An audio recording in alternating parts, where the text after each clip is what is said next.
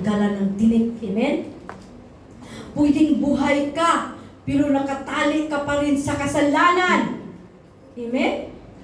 And it is possible na you are forgiven, but you are still bound. Amen? By your unforgiveness. Tayong lahat, pinatawad na ng ating Panginoon. Alam ko, pinatawad na tayo ng ating Panginoon. Mahal na mahal tayo ng ating Panginoong Hesus. At ang tanong, mahal mo ba ang ating Panginoon? Amen.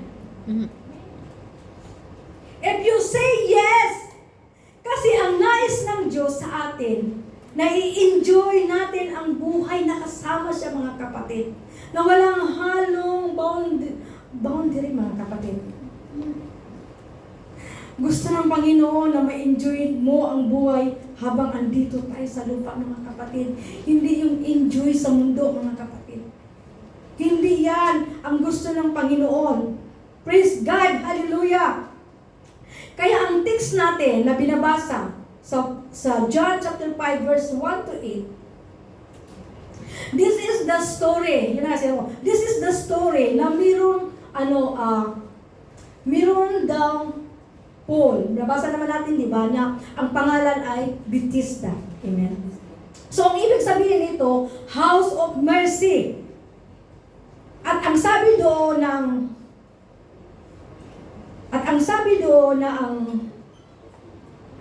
nandoon sa area na yun ay yung may mga sakit. Amen? Because they are waiting the angel to stir up the water.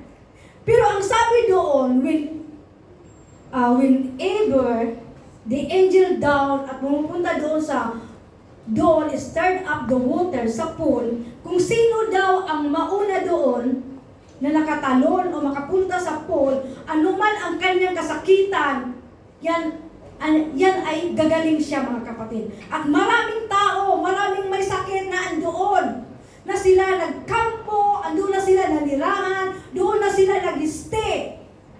Kasi hinihintay nga nila yung angel para magkaroon sila ng kagalingan sa kanilang mga sakit. At mayroong na-called out doon sa lahat ng may mga sakit na yon. Amen? Na ang lalaking ito na may sakit na 38 years na, imagine that, mga kapatid, 38 years na may infirmity.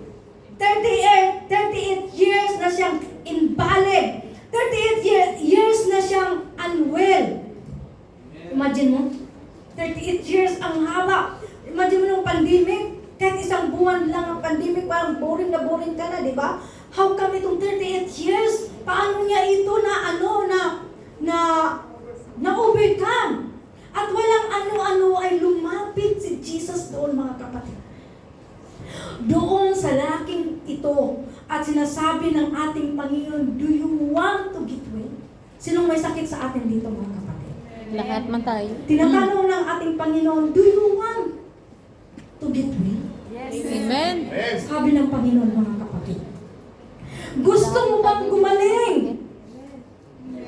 As you can. Amen? So pinag-aralan natin itong 38 years sa kanyang buhay. Hindi ito biro, mga kapatid. 38 years na stuck siya doon sa kanyang mat. 38 years sa kanyang life.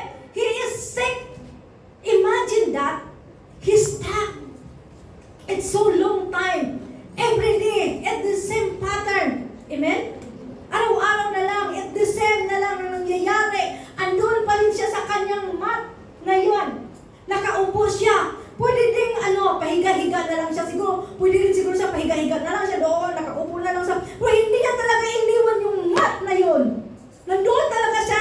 Nanatili talaga siya sa kanyang mat. Amen? So sa isang taong naglilingkod sa ating Panginoon, sa isang taon tayong naglilingkod sa ating Panginoon, na may isang bagay na nahihiligan mo, mga kapatid. Sa umpisa pa lang, maliit pa lang, pero araw-araw niya lang ginagawa.